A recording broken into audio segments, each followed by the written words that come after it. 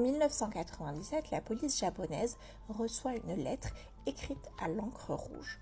Dedans, il n'y a qu'une seule phrase qui dit « C'est le début d'un jeu, attrapez-moi si vous en êtes capable ». On est à Kobe, dans le quartier de Suma. C'est une banlieue assez calme. Et début 1997, des animaux commencent à être retrouvés dans le coin mutilé. Un chat est retrouvé sans pattes, des oiseaux sans tête.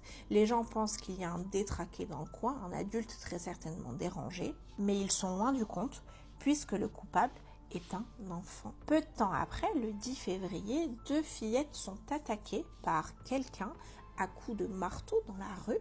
On ne sait pas qui c'est, on sait juste que l'une des 2 fillettes a reconnu l'uniforme que portait l'agresseur, puisque c'est un uniforme d'un collège du coin. Le père de la victime, quand il entend la version de sa fille, est extrêmement choqué.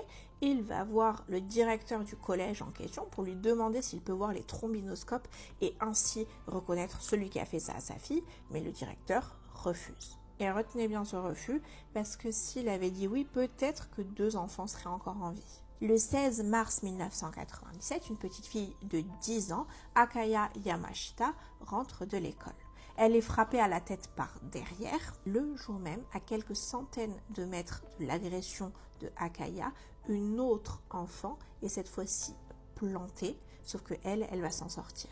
Akaya malheureusement décède 1 semaine après son agression. La police pense d'abord à un rôdeur, quelqu'un de dérangé qui vit dans le coin. Sauf que le véritable coupable se réjouit de la direction que prend cette enquête. C'est loin d'être un adulte dérangé, c'est un jeune qui aime le chaos et qui aime surtout qu'on parle de lui. Il lit tous les journaux qui racontent ce qui s'est passé et il se dit, il parle pas assez de moi. Lui, ce qu'il veut, c'est être célèbre. Et donc, il continue. Le 24 mai 1997, un garçon de 11 ans prénommé Jun Ase disparaît. Un enfant décrit comme doux par son entourage mais qui est porteur d'un léger handicap. Il a été attiré sur une petite colline avec une excuse toute bête. On lui a dit « Viens, je vais te montrer des tortues » et malheureusement, il ne rentrera jamais.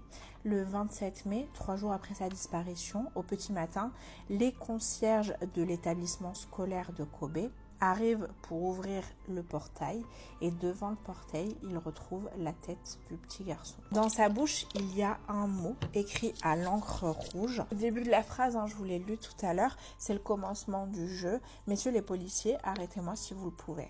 Le Japon entier est sous le choc, c'est le tout début des tueurs en série, donc on imagine un monstre, un rôdeur qui s'en prend à des enfants, mais la vérité est tout autre. Quelques jours plus tard, un journal local reçoit une lettre de 3 pages, il y a 1400 caractères, toujours écrits à l'encre rouge, et l'auteur revendique tout. Il signe avec 6 idéogrammes qui, mis bout à bout, veulent dire saké, démon, rose, saint, combat, et prononcé ensemble, ça donne Sakikabara Seito. Et là, un détail assez incroyable survient.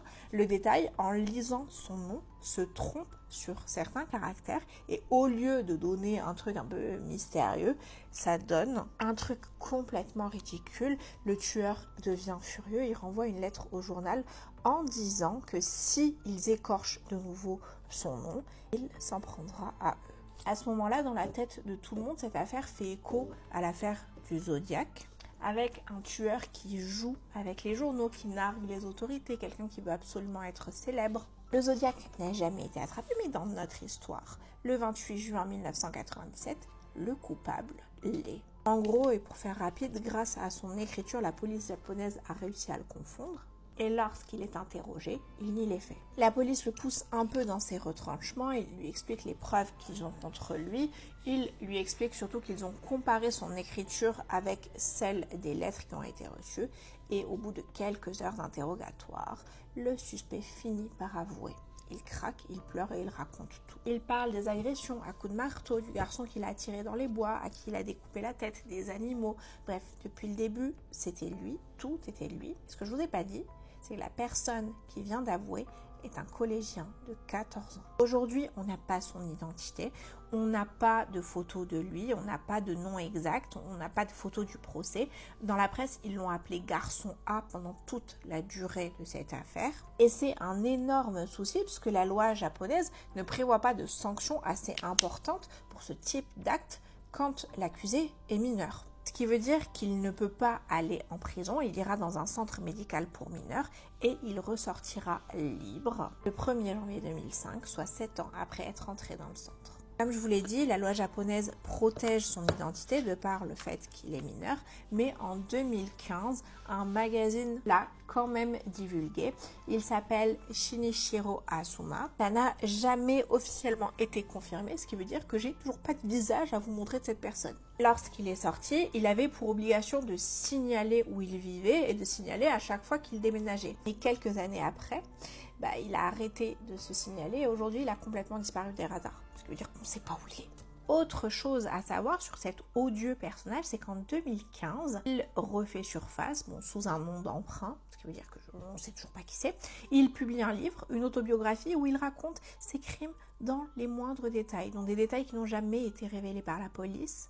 Le titre, on peut le traduire à peu près par « chant de désespoir » et ça devient un best-seller. Il gagne des milliers d'euros grâce à la publication. Et c'est horrible de se dire qu'il a fait tout cet argent sur le dos des victimes. Le père de Jun, le petit garçon à qui on a coupé la tête, a supplié qu'on retire ce livre de la vente, mais personne ne l'a jamais retiré. Et dernier fait autour de cette histoire, il faut savoir qu'en 2011, le tribunal familial de Kobe a détruit tout le dossier. Les familles ne l'ont appris qu'en 2022. Pourquoi? On ne sait pas.